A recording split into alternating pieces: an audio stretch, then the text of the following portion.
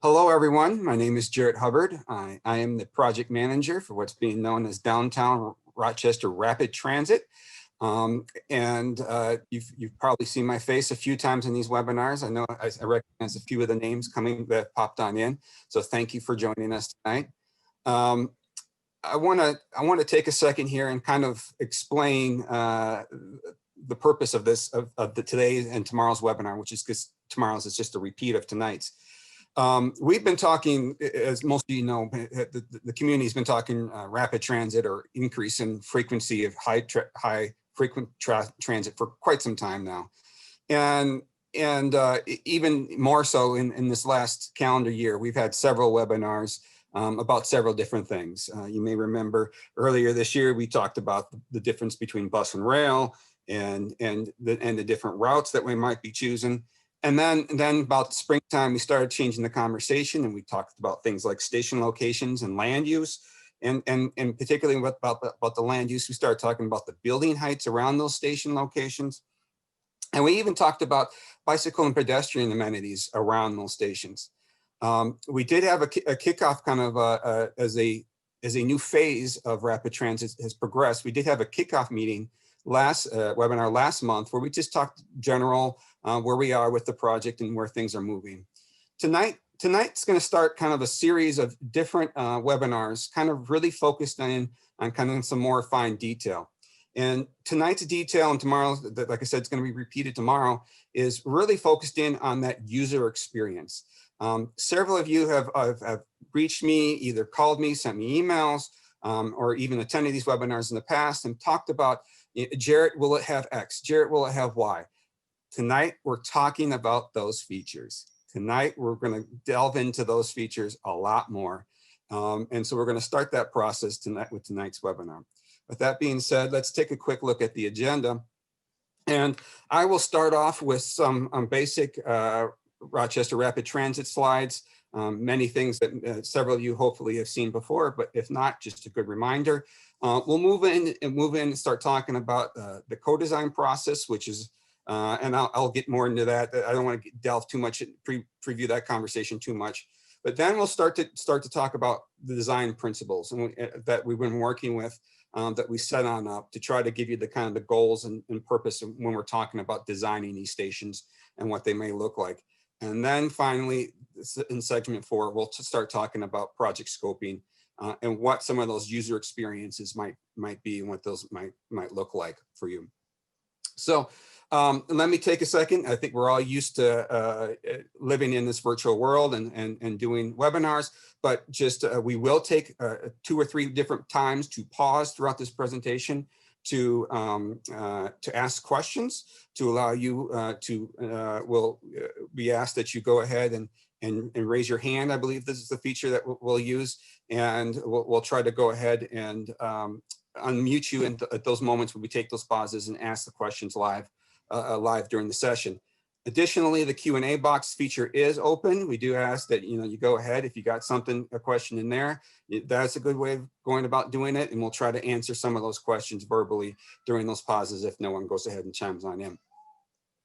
Otherwise, I think we're all ready to go ahead and move forward. So let's just start talk about where we are. We've been, like I said, community Rochester's been talking rapid transit or high frequency rapid transit for about 10 years, but it really got started going about 5 years ago with the DMC development plan, which led into the city's new comprehensive plan and even the city's downtown plan, and trying to figure out and address these 3 issues that you see on the screen right now. The first piece, we only have a few different outlets to get into downtown, and we're already starting to experience a little bit of congestion, a little bit of tightness, and people during those highly congested times trying to get into downtown. And so we need to address that. Second piece is we wanted to make sure that downtown becomes a lively place that people want to be, people want to work, people want to live at. And as part of that, we wanted to recognize that we have a lot of parking for people on their personal vehicles downtown right now in garages. And some of that's going to have to be remained and keep down. We understand that. But we wanted to sometimes, if we continue to grow, we're expected by 2040, all those documents I mentioned a second ago, to see about 20,000 new employees downtown. And if we continue to grow, we can't have all those people parking downtown, and how many additional blocks would just be parking. And then finally, with all those additional people, we started talking about trying to create a 24/7 environment downtown where people live as well as work. And so we wanted to make sure that there's just not all these cars downtown. And so we needed to find a new way to get people downtown. That has led us to what's been known as the mode shift target for the community and trying to get folks downtown. And right now we have roughly about 70% of people who drive their personal vehicles to get to downtown and particularly work downtown, and only 10% using transit. In the future, by 2040, we'd love to see that number switched. We'd love to see those numbers of driving downtown much lowered. We'd love to see transit increase to 30%, and increase also in carpooling and biking and walking. And even in this current time, working from home, I think is part of that conversation as well too. That we just have too many. We can't have all that congestion with all those individuals coming downtown. So that kind of led into what are our goals for the rapid transit system? Well, one, we have this growth, and we got to address the economic and livability growth goals that we have. We want to make sure that people can get around easier downtown itself. We want to move people through the 2nd Street and those downtown corridors much more efficiently. We want to make this a system that's not only about, that's for everyone, residents, employees, and the businesses. And we need to transition to some of our open surface parking lots downtown into more useful space for businesses and for other needs. And so this has kind of led us to what's been known as Rochester Rapid Transit. And many of you, like I said, have probably been with us, but here once again, we're talking about a 3-mile system of what's known as bus rapid transit. It will have 7 stations. We'll hopefully utilize what's known as transit preferred lanes or business access and transit lanes. The project also includes the development of a new transit center and a kind of enclosed facility at St. Mary's with a pedestrian tunnel connecting under 2nd Street to that transit center on the north side of the street, and the complete reconstruction of 2nd Street between 11th and 16th. And the idea that we would be utilizing some electric vehicles for the buses. What are we talking about? For service guidelines, during the peaks, morning and evening rush, bus coming every 5 minutes. Outside of that, every 10 minutes. Hopefully, we're thinking right now the total from one end, from the west end, all the way to the far east end, it would take roughly about 15 minutes of total travel time. We're talking about service during the weekday between roughly 5 and 11, and then 8 and 11 on the weekends. And then right now we have a very low estimate count. Our numbers are actually much higher as we expect, but this is the number that we're utilizing for official application funding sources is about 11,000 travelers every single day. So where we are, I've talked large picture that we've been going on this for 10 years, and it's ramped up in the last 5 years. And then just in the last couple months, we really started going hardcore on this project. And so right now where we are is we're working on kind of this, really defining those elements and those features. And that includes architecture, that includes engineering, that includes all these different types of things. So what you'll see is, like I said, tonight, we're talking a little bit about architecture and what that user experience might be. We'll have a session in January where we'll talk more about the traffic analysis and what impacts that might be. And then as part of the federal process, we also have to do an environmental analysis. We'll probably even have a webinar for that as well. And so if you're really tired of seeing my face, you'll get to see a lot more coming on with community engagement, really focused in on all of those subject matters.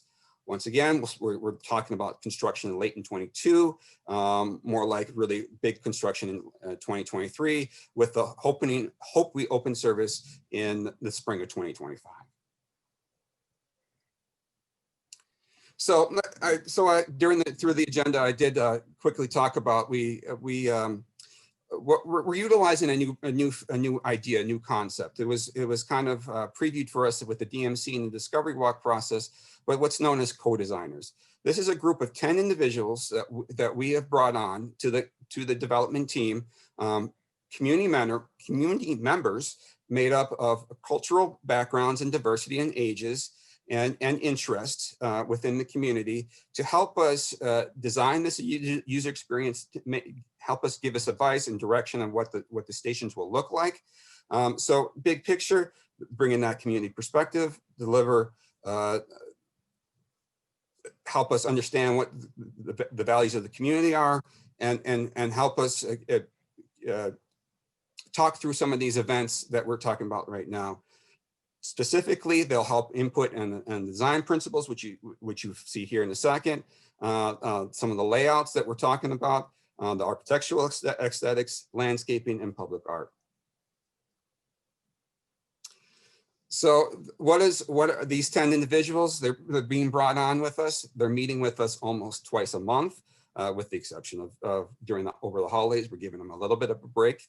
And so what we're doing with them is talking through these ideas and concepts that you'll see tonight a lot intently, a lot more purpose, a lot more background, and they are doing a great job diving on in and really eating and living, starting to live transit. And we really appreciate their help so far.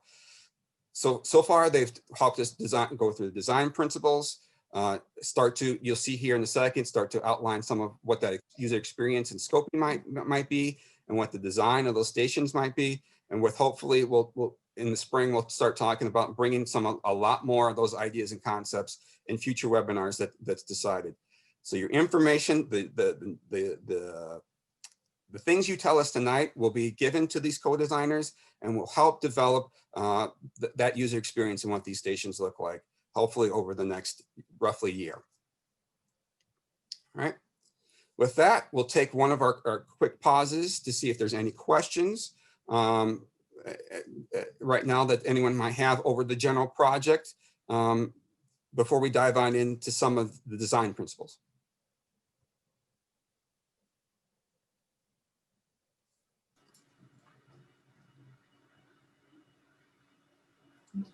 Looks like we don't have any raised hands or questions in the Q&A box just yet. Thank you. And I should introduce, I'll be joined tonight, working in the background that you just heard is Alicia Valentine. She is working the background and making sure this thing looks nice and makes me look good. So I really appreciate that. And then right now I'll hand it off to Michael Jiske, who will an architect who will talk through some of those design principles and what we've been talking through with the co-designers, those 10 individuals who are really giving us a lot more input and guidance on this project. Michael. Thanks, Jared. Good to be with everybody tonight and share with you some of the first moves with regard to developing the station architecture and urban design aspects of the project.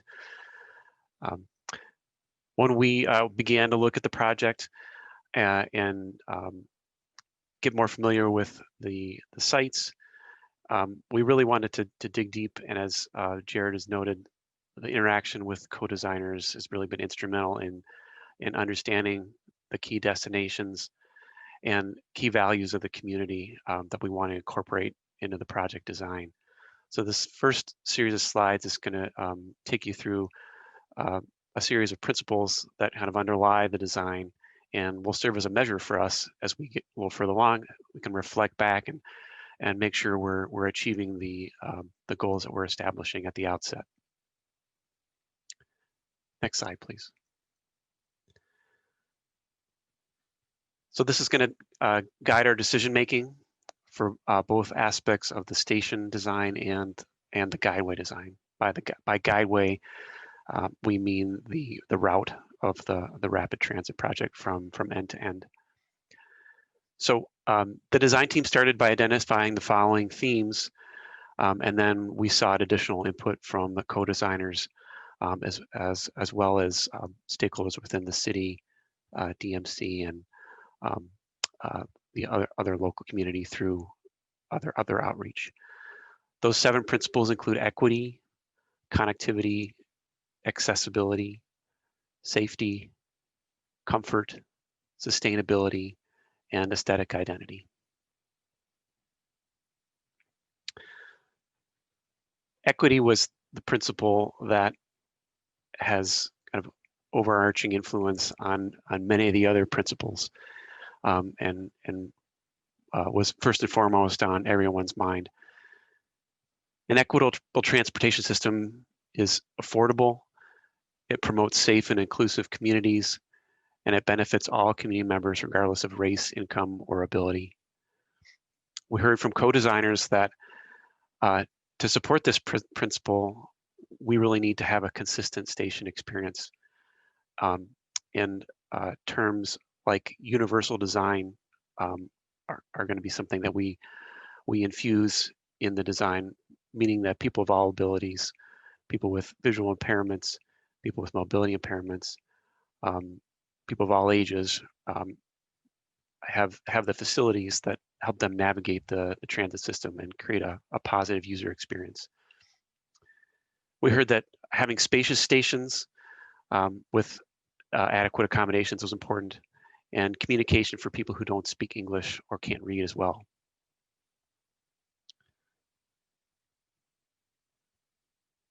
The term connectivity is about the integration of the station within the surrounding context, and that includes buildings, business districts, nearby parks, trails and walking paths, and other community destinations.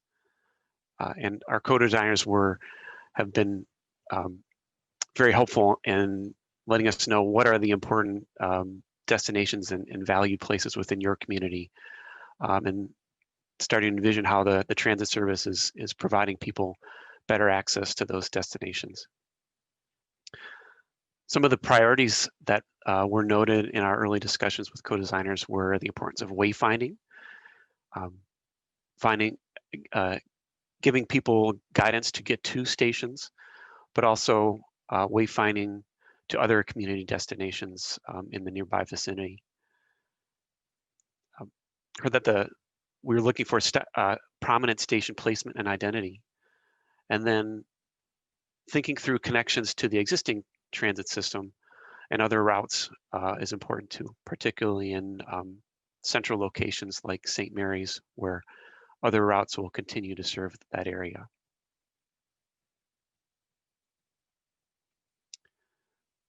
Accessibility is about the physical and technological accommodations for users of all abilities, as I noted before.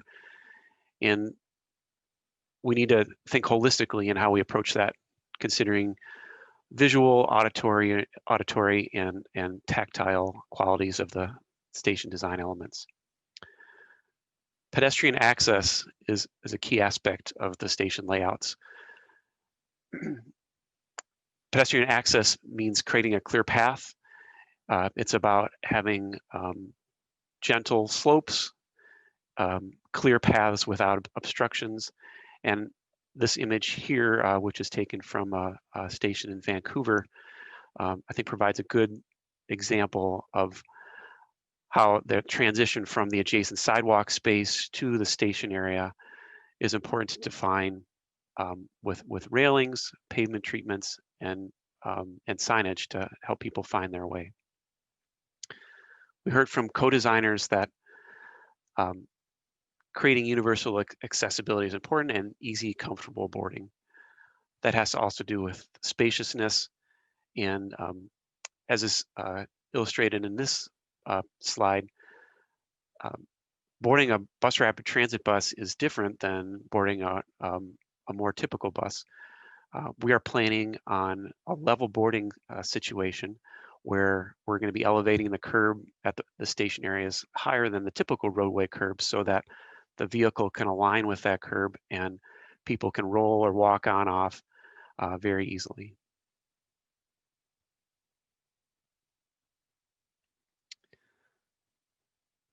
ensuring safety at the stations is a priority for us in terms of supporting that ridership, making people feel comfortable that they can be there, and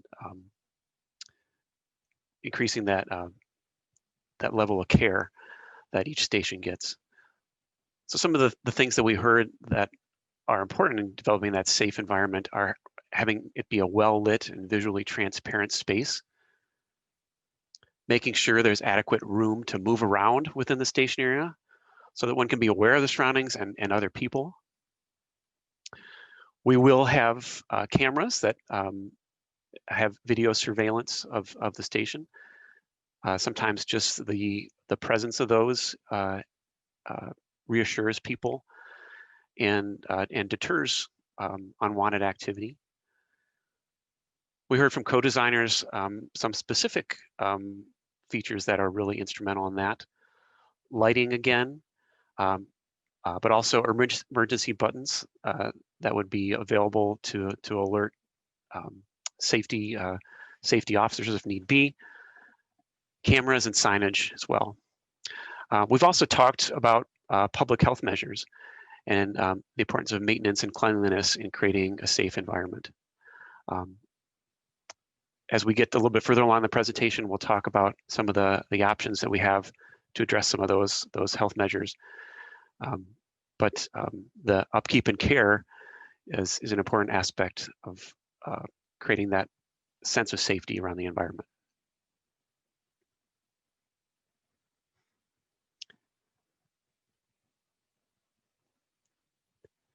Comfort was our fourth priority that we identified. To create a comfortable environment to wait in, to board the bus, we're going to be looking at architectural features that provide weather protection, including the canopy and enclosure through windscreens to help moderate the seasonal change. Seating to relax is important and make space for people of all abilities. Again, clean and well-maintained facilities came up in this conversation as well.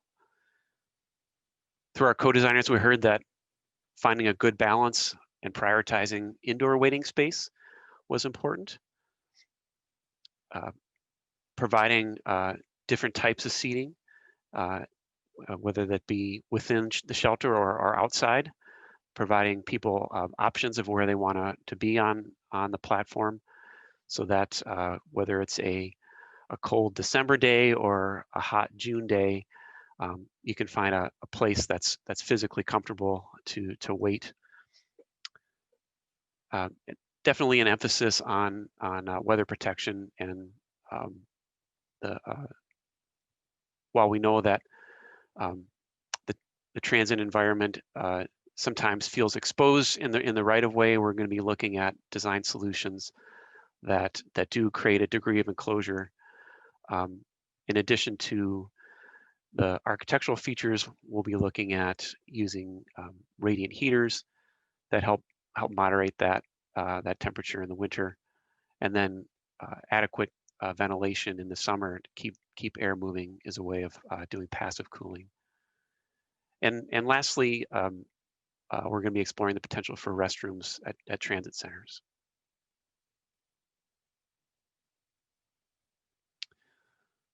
We heard that sustainability is an important principle to consider. We have an opportunity here, this being the first rapid transit project in the city, to set a precedent, and we want to capitalize on the symbolic importance of that. So keeping sustainability in mind will be key to our designs as we develop them. We want to think about durability in our selection of materials and detailing that's going to be maintainable over time, because a quality design feature needs to stand the test of time. We're also going to be looking at opportunities to generate energy, to treat rainwater, or integrate landscape as well. So some examples of that could be the potential to incorporate solar panels in the roof overhead, or to have a rain garden adjacent a station area that collects the runoff from the roof or sidewalk and treats it closely there before it goes to the stormwater system.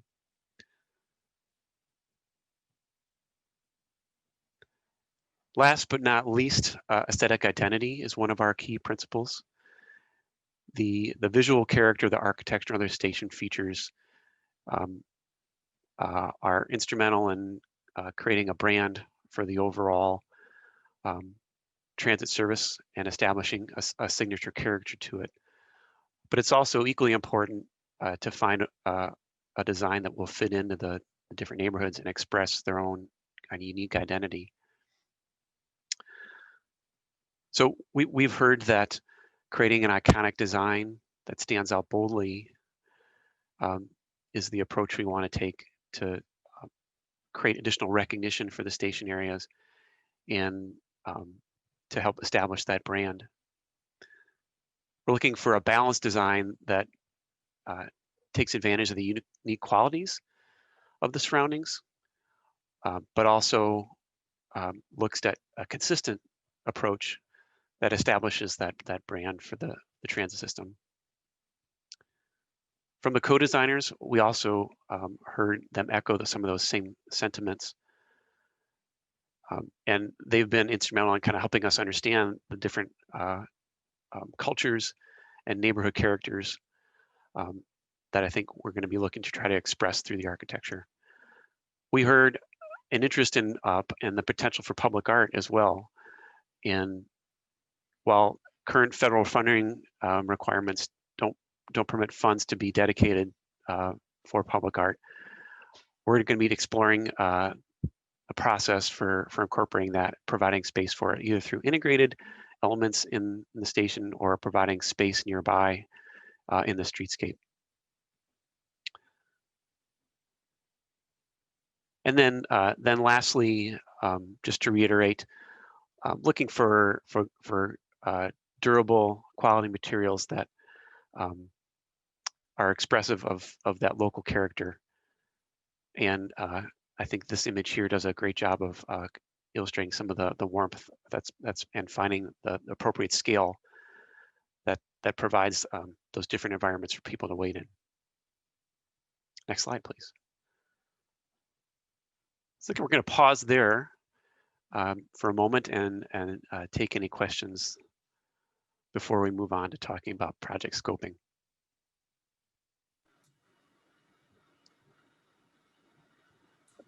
Seeing one question in the chat that says, how will restrooms be staffed and cleaned, and who would issues be reported to if not staffed? That's a good question, Joel. Thanks for asking that. Just want to be clear to begin with, the areas that we're considering restrooms to be incorporated would be at transit centers. As Jared noted before, the two transit centers that are being planned are at the St. Mary's, about in the middle of the corridor, and at the far west end at the terminus, the West Transit Village. And the city has experience through maintaining their parks facilities where restrooms are. But the full operations have not been determined yet. That's whether restrooms get incorporated is something that we're weighing, and was one of the potential elements that we put to the co-designers to gauge their interest about whether that was a priority or not. Jared, would you want to respond to that with anything else from the city's perspective? No, Michael, I think you did a wonderful job of trying to explain that. I think as long as we're talking about the user experience and features such as bathrooms, I think it is an interesting concept that we're talking. Nearly almost everything you'll see tonight, and almost everything that we've talked through already to this point will require some additional maintenance and additional cost, either on the maintenance side or additional staff side. So that information right now will be included into our eventual design. But right now we're just trying to develop what are some of those priorities of things that people really want to need and see. And so a lot of these things will have to be fleshed out. Once again, that's why it's taken 5 years to get this up and operating. So, but no, I think that is a good question. But I think that kind of that operation cost and how will that be done will apply to a lot of different things you hear tonight.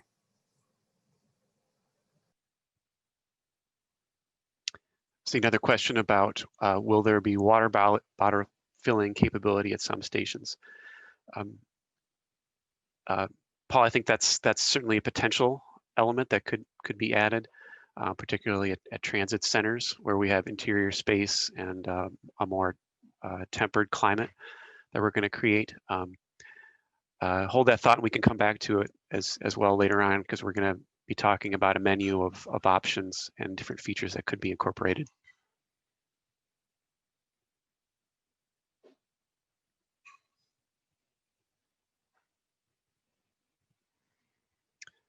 I'm not seeing any other questions at the moment, so why don't we jump into the next segment of the presentation.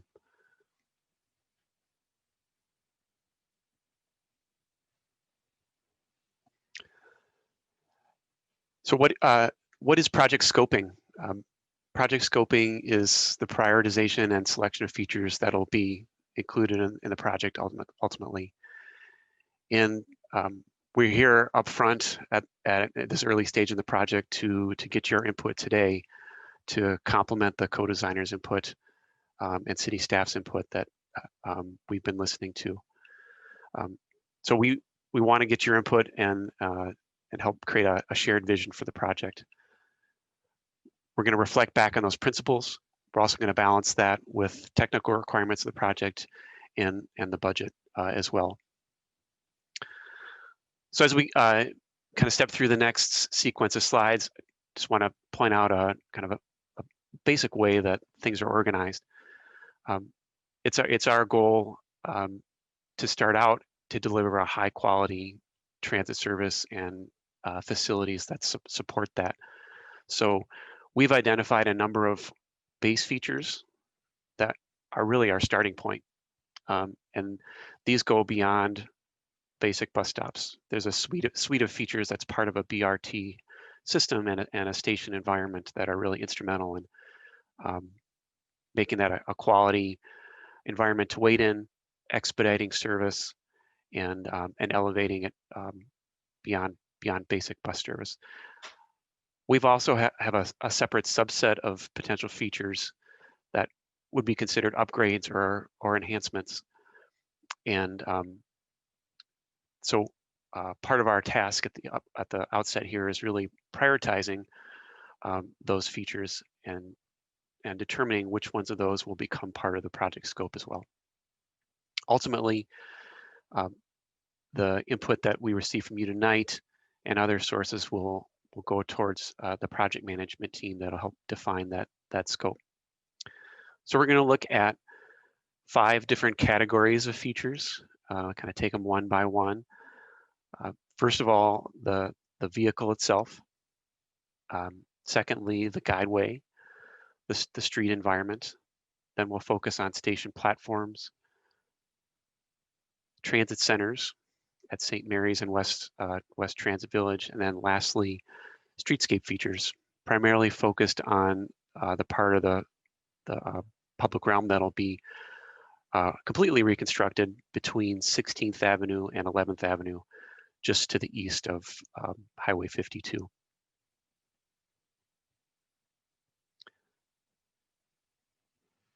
we're going to start with the bus and the guideway features. And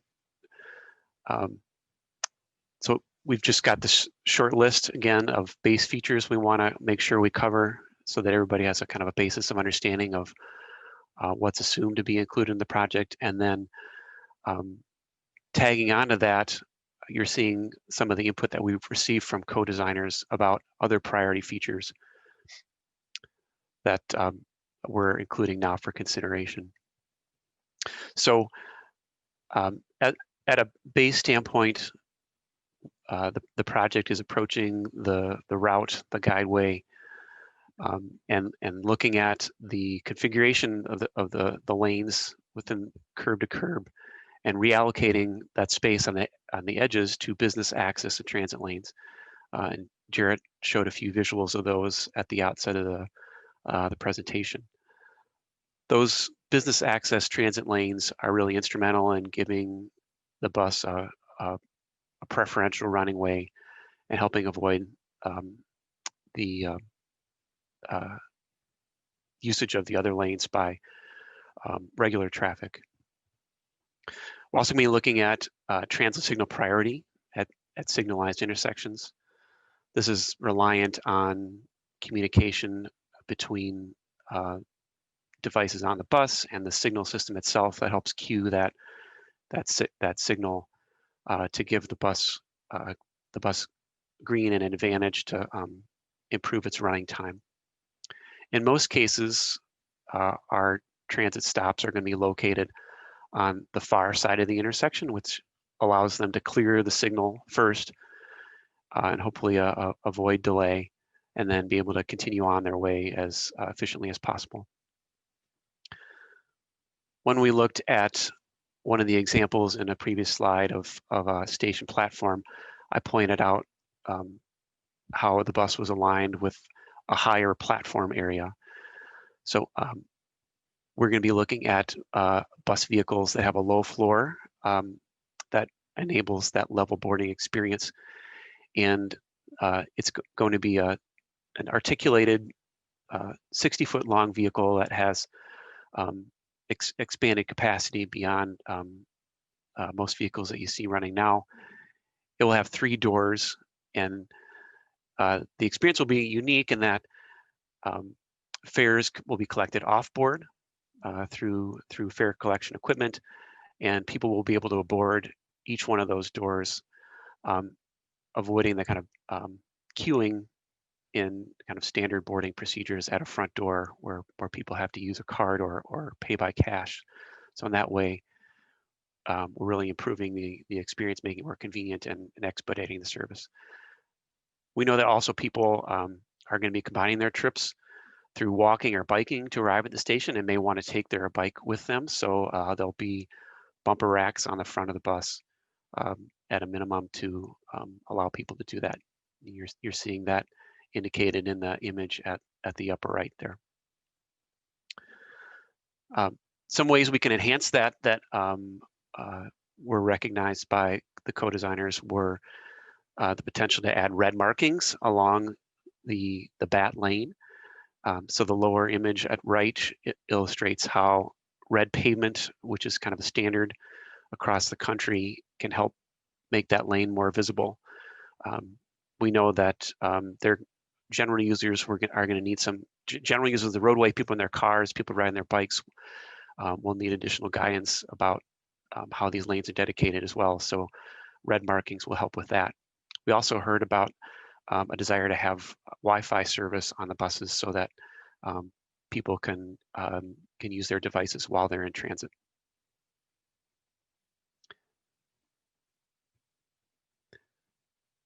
The next several slides are going to delve a little bit more into a prototypical platform and station area. This image here is a rendering of another transit project in the Twin Cities. And we're using it really just to illustrate the suite of features that augment and support the BRT service and user experience. So with the icons, you can see those spread out on the image as well. So we're going to have shelters that have additional capacity than standard size bus shelters, potentially an extended canopy that provides additional weather protection. I think this image does a good job of showing those varied environments. Some areas that have more windscreen enclosure, some that are more open air but have roof overhead, giving people options of where to be. A station marker, which is at the left of the image, is a device that helps orient people.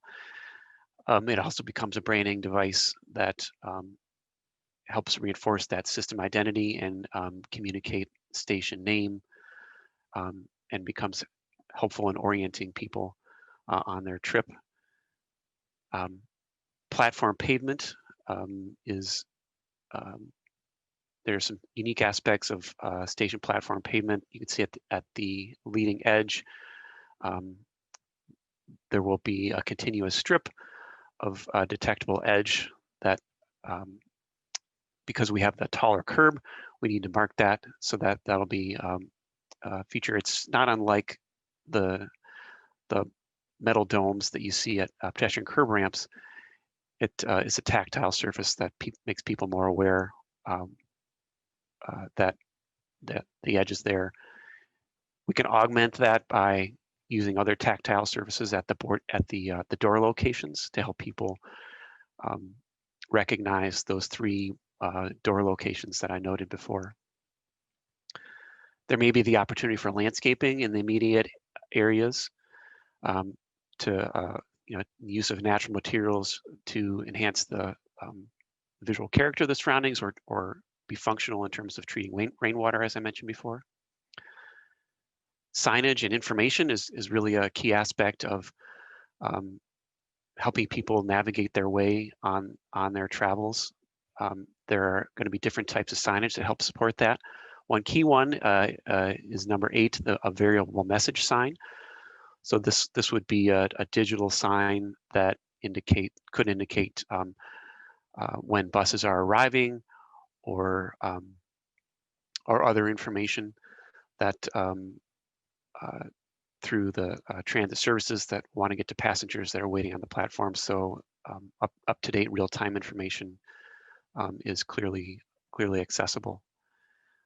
There may also be a kiosk that allows people to explore, like, the system routes, how they could connect with other routes, and or get to key destinations,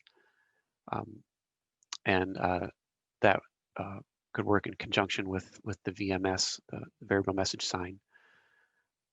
Some of the other supporting features, like windscreens and railings, help define the platform area and define the walking zones of the sidewalk around the station area. Lighting and other furnishings like benches, bike racks, trash and recycling are also important to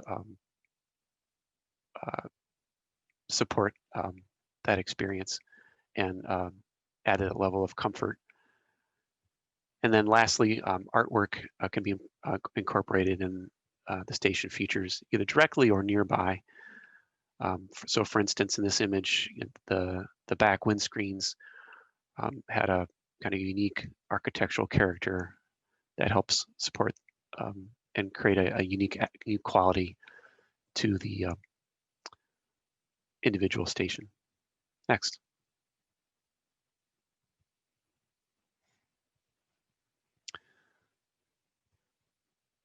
So want to touch on the base features that you would expect to see in each one of these stations. And again, consistency is important so that people can count on them in different locations, and the placement of them will be important too. So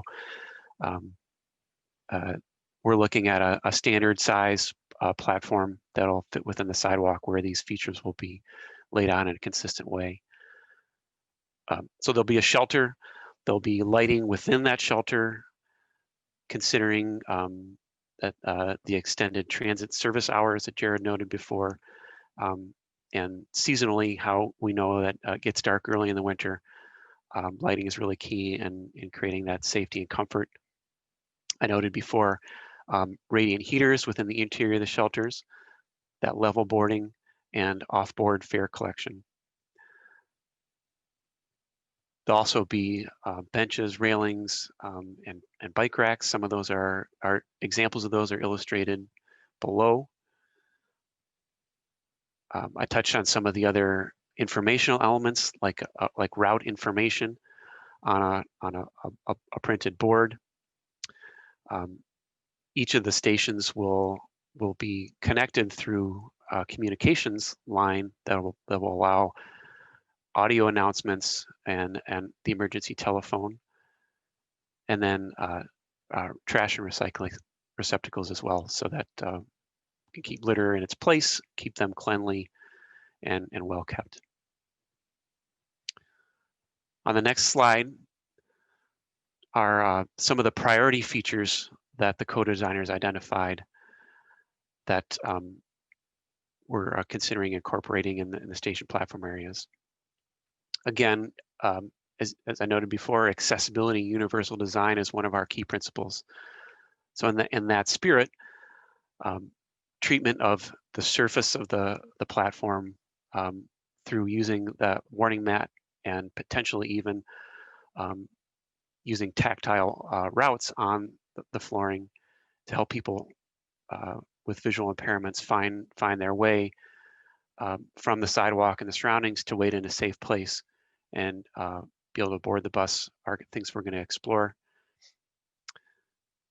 There's potential to use some dynamic signage to create an arrival beacon. The lower left image is a station on the A line in St. Paul, and the station marker that's shown in the foreground image has a feature at the top where that red T blinks as the bus approaches closer. So it's one of those communication elements that can support station signage and keep people aware of their surroundings and give them up-to-date information. And then lastly, we heard a desire, as I noted before, for weather protection. So looking at covering a significant portion of those platforms with an extended canopy, and looking to have an identification marker that has an architectural character that's supports the brand and stands out, going beyond kind of basic station bus stop signage.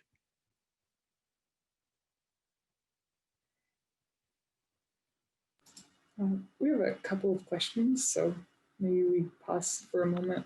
Yeah, thanks, Alicia. I noted those just popped up too. The first question is, what about audio announcements for incoming buses for people with impaired sight or mobility? And that is definitely a feature that we're exploring. There will be audio available at the stations, and I think the questions there is what's the right type of audio announcement? Is it a verbal announcement? Is it a tone? But that's something that we're exploring that could, again, in a dynamic way, support that awareness of the bus arriving. The next question is how our current RPT bus routes will be incorporated into the downtown area.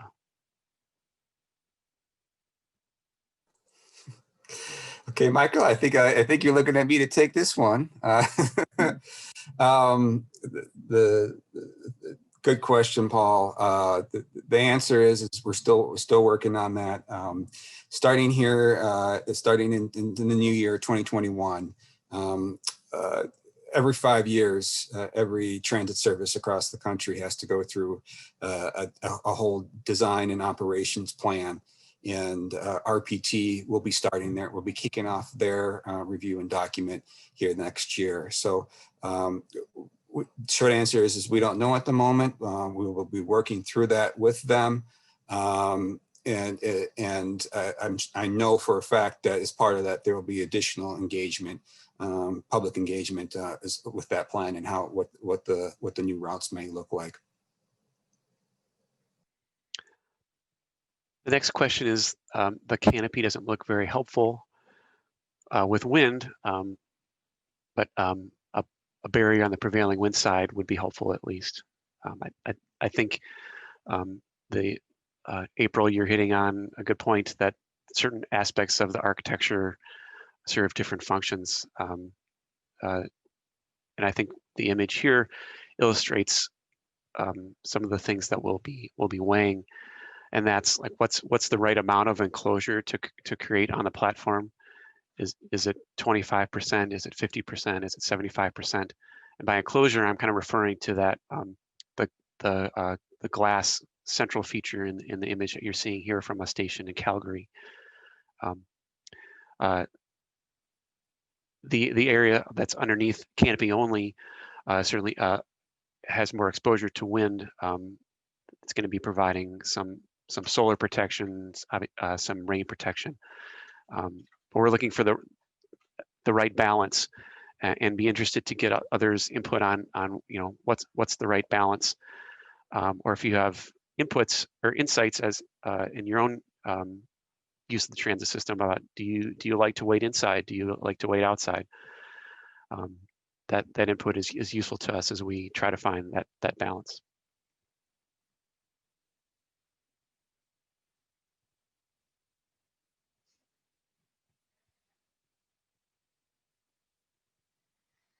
Okay, we're gonna move on to the next category. So the transit centers will have some of those same kind of basic features that we've talked about previously, but they are going to be located at some of the higher ridership locations, and we'll have some additional facilities. They'll have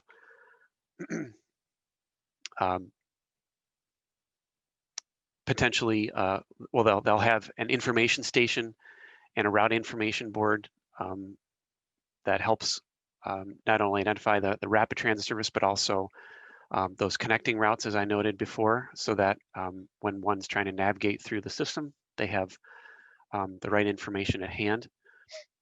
There would be off-board fare collection as well, so that a rider can purchase their ticket and board the bus more conveniently and efficiently. The primary feature that's distinct about the transit centers from the other station environments is that there'll be more of a temperature-controlled interior space. People may be waiting a little bit longer in these areas to make a transfer to another route. In the case of St. Mary's, as Jared noted, we're exploring the potential for a tunnel connection between the transit center and St. Mary's Hospital. And so the transit center, in a way, will be a lobby and a transition space between the kind of ground level, street level, and the lower level tunnel area. There will be benches in the interior as well as uniform lighting to create that safe, comfortable environment.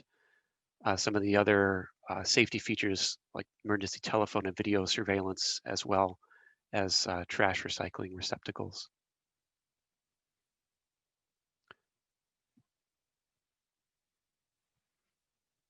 Some of the other priority additional features that co-designers identified were restrooms and a staffed information desk.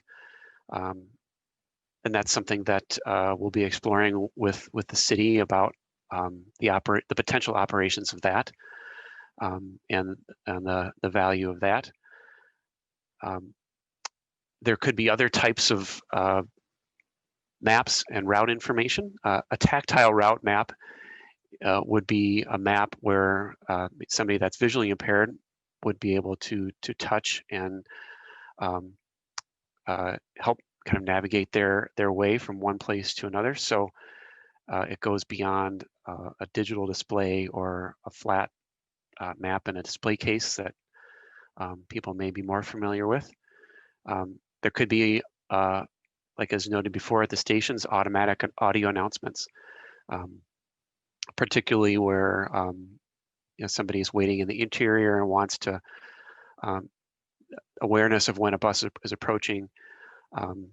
That could be that cue to tell them to step out aside or move to their queuing location from the area that they're waiting in, so that they can catch their bus. And then lastly, some other features like the tactile floor path to help kind of navigate that. And we didn't really have an image before to illustrate that, but the image at the right here shows what's intended by that. And here that image shows how street environment through the use of colored and different textured tiles can help visually impaired people wayfind through the transit environment and make their way to other nearby spaces. And then transit centers are really, they'll be a bit more of a site that they're set within as well. So landscaping and ways to treat the pavement that enhance that experience will be things we're exploring as well.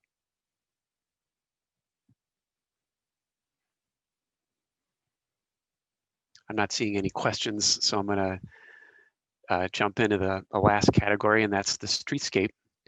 And again, while each of these stations is going to be woven into the context at the locations that we've identified, the area where we have the potential to kind of influence the streetscape in the greatest way is between 16th and 11th Avenue, where we'll be reconstructing the full right-of-way as part of the project.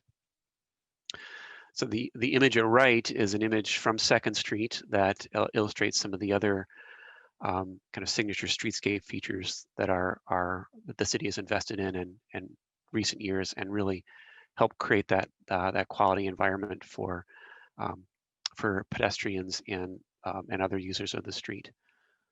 So at a base level, there'd be a standard concrete sidewalk and a clear pedestrian route that is accessible, that helps people navigate their way. In the case of this location here, there are special crossing indicators and a boulevard zone that helps separate that sidewalk route from the street environment, creating a feeling of safety. There'd also be decorative roadway and pedestrian light poles. In the streetscape, we can repeat those features and kind of reinforce the character of that street and create an environment that creates uniform illumination that's necessary for safety, but also utilizing the fixtures as a key feature that creates the quality of the environment and the continuity of it. And boulevard trees as well. They're features that are part of adding greenery to the corridor and creating that definition of that amenity zone between the walking environment and the roadway. Lastly, some of those furnishings at specific nodes along the streetscape are going to create areas where we can create more places for gathering or activity, people to pause along the way. And so we're going to be looking for nodes at intersections or other areas to cluster those features. Seeing a question in the chat that came up, how many total stop stations are planned for this route? I'll just catch that before we kind of delve a little bit further in the streetscape. There are 7 stations planned for the route, as Jared noted earlier. And at 5 of those stations, there'll be 2 platforms. So one eastbound, one westbound, and then in the downtown area, that in the what's referred to as the downtown loop, each of those stations, one near the Civic Center, one near the Government Center, will be a single platform. Just doing the math right now. I think you're a little off there, Michael. Yes, there's still seven stops. There are four locations where there'll be an east and the west platform, and 3 with the West Transit Village and the Government Center. The Government Center and on First. So 3 where we'll build single platform. So I'm counting 8 platforms. Thanks for correcting me. 11 platforms, sorry. The West Transit Village will just have that one platform as a terminus stop. Thanks. So as getting back to the streetscape elements, beyond these base features, there are also some other options that we presented to the co-designers and received some input about their priorities there. So in that St. Mary's area, east of Highway 52, I think there is a unique character to the campus environment of the hospital, but also the supporting neighborhood, the neighborhood businesses. There are restaurants and commercial businesses, and new housing such as the Berkman Apartments that has been built recently that are starting to coalesce around a district there. And so the potential to use signage or icon markers, as is kind of illustrated here, could be useful tools to help support that identity of the district architecturally, and help people navigate their way through the area. Particularly as it pertains to some of the bicycle pedestrian routes. There would be an opportunity to direct people north or south to some of those routes that are planned as separate projects, such as on First Street to the north. Some of the other items that were identified as potential priorities for the project consider were the use of smart trash and recycling receptacles. So that is a system that we'll be looking closer at with the city's public works departments and considering whether that's operationally has some benefit. What a smart receptacle is a trash recycling container that's got a sensor in it that senses when it's filled, helps the city receive that data electronically so they can prioritize where they send out crews to do that maintenance and upkeep, and really make their use of resources more efficient. And then lastly, the potential to implement special pavements. So potentially the use of pavers or colored concrete to add some more color and texture to the environment. And we're going to be also exploring the potential to use pervious pavers to collect rainwater and help passively irrigate trees and serve the stormwater treatment functions that we need to as part of the project.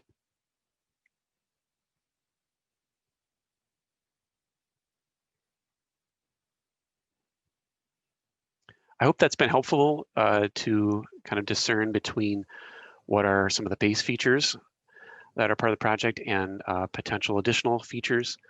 And the example images were intended to help people understand what some of those options are.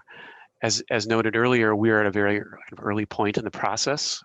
We're just beginning to kind of dip our toes into developing the scope or the program, if you will, that'll be the basis of our designs as we enter into the concept development phase. So at that point, I want to again turn to the audience and ask if there are any other specific questions that haven't come in yet regarding any of those different features, either the bus, the guideway, the platforms, the transit centers, or the streetscape. Take a second to try to give folks some time if they want to write something on in, or if they want to raise their hand and be notified, we can talk to you live. Let's say, so now's a great opportunity to get some of those other features that you've been thinking about for the last several months, or even for the last hour since we started this conversation. If there's any features that you might need, big perspective, if we close this session here in a minute or two and something comes to your mind, you can always try to reach out to the project team, either by email or by phone number. That email again is rapidtransit, one word, at rochestermn.gov. I'll say that again. The email is rapidtransit at rochestermn.gov, or the phone number is 507-328-2025, 328-2025. Oh, another question came on in. No, yeah, we haven't addressed this one yet, Michael. Why don't you explain this one? Sure, sure. Glad you could sneak that one in. Thanks, Paul, for the question. He asked whether there'd be heated pavement for snow removal. Yes, we are planning on heated pavement in the station platform areas to provide that kind of initial snow clearance. Heated pavement doesn't take care of the big snow events, but those light dustings, it helps warm the pavement enough to prime it and make that a better environment. So that we are planning on as a base element. Yeah, that's one we got to make sure we get added to the PowerPoint. Michael, you want to talk through the next steps real quick before we say goodnight for good night? Yeah, I'd be happy to. As noted earlier in the schedule, we're going to be entering into the concept design phase soon here, and that is going to include some study of an enclosure size, as I noted before, finding the right balance between enclosed protected space versus more open air spaces, providing a diversity of waiting environments. We're going to be exploring the canopy form and extents, again, for weather protection, but also as the potential for that signature kind of iconic, bold aesthetic to help establish a brand for the transit service. We're going to be looking more at a vertical identification marker and where it best fits within the platform. You saw a couple of examples of that from other transit systems.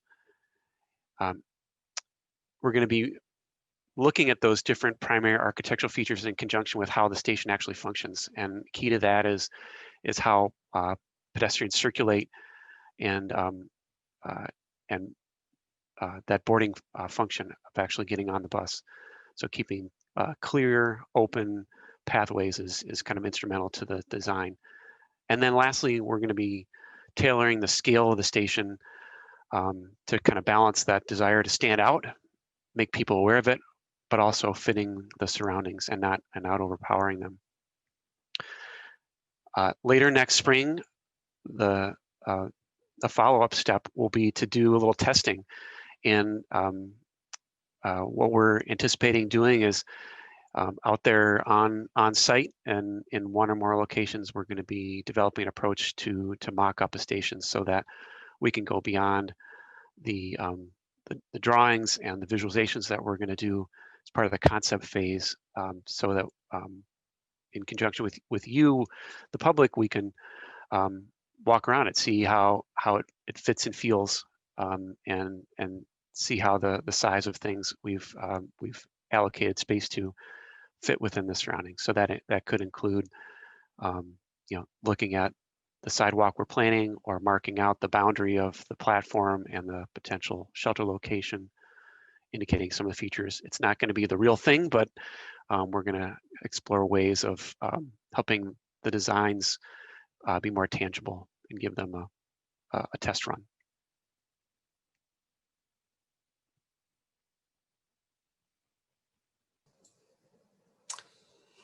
All right. As I talked earlier, this session was really focused in on that user experience and starting to get that developed. We'll be coming back to you later in the year or next year, I should say, more like in the springtime, with where some of your input's been involved in this conversation and been working with the co-design group. And when we say once again, because there was one member of the co-design group who attended this session, thank you again to those 10 individuals who are helping us out and meeting with us, spending time during their evenings to meet with us and really talk through some of these things.